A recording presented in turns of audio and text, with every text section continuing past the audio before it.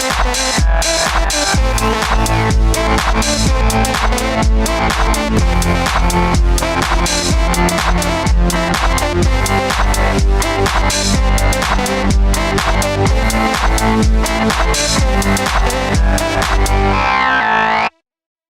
folks, I'm Matt and welcome to My Expanded Universe, a show where I go through the entire EU in chronological order as best I know how. Don't mind Lurdo. I caught him at the bookstore reading Aftermath today, and now he thinks that all new canon is going to be as poor as that book. I don't know what to tell him since I don't read it. But I do read the old canon, and let's get back to that, shall we? We're going to go with, and you guessed it folks, Alan Dean Foster's book, The Approaching Storm. Now in this book, Luminara Unduli, Barriss Offee, Obi-Wan Kenobi, and Anakin Skywalker go on a mission to Onision to solve a border dispute. Now if this all sounds familiar, of course it is. You heard it in Attack of the Clones. Mace Windu actually mentions this book, well, the adventure anyway.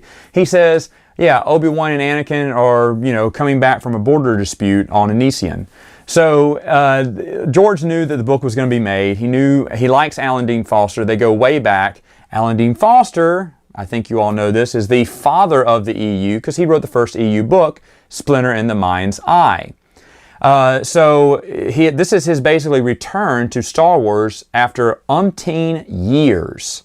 Now, it was nice to have, that mentioned, that book mentioned into the movie because it was the book was kind of the lead in to the movie, even though you don't need to read it to understand the movie at all.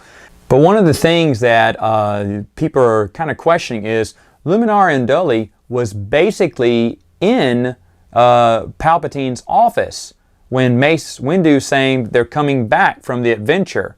And so the question was asked by everyone, well, wait, didn't she go too? Now, to be honest, this was just a mistake. I don't think Alan Dean Foster knew who was going to be in it. Remember, this book was written as the movie was getting filmed, so that was just a miscommunication to what Jedi were being used in it. I remember this going on the forums, and I think she told us that Obi-Wan and Anakin stayed a little bit later, to make sure the deal was going through, everything was okay, and that makes sense, because as a negotiator, once everything goes through, oh, spoiler alert, everyone makes it out okay, but you already know that if you watch the movies. But anyway, so, it makes sense that the negotiator would stay there a few days later just to make sure everything goes as planned. So it could be that Luminara and Barriss had left early, leaving Obi-Wan and Anakin behind. So that's a pretty good explanation. It works for me. But people did have that question, some EU people are like, wait a minute. Now let's talk about the book in general.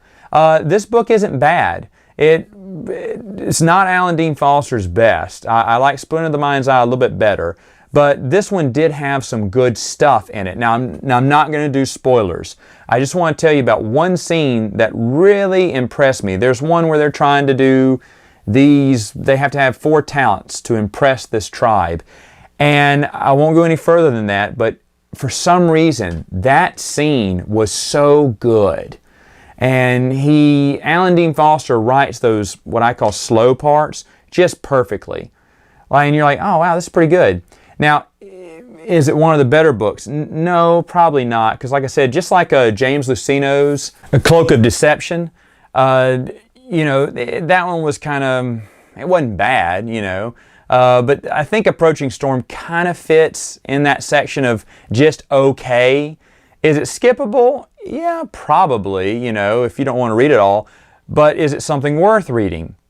Yeah, I'm kind of middle of the road on this book. I like Alan Dean Foster. I think he's a smart guy, and I think he's written good stuff in the past.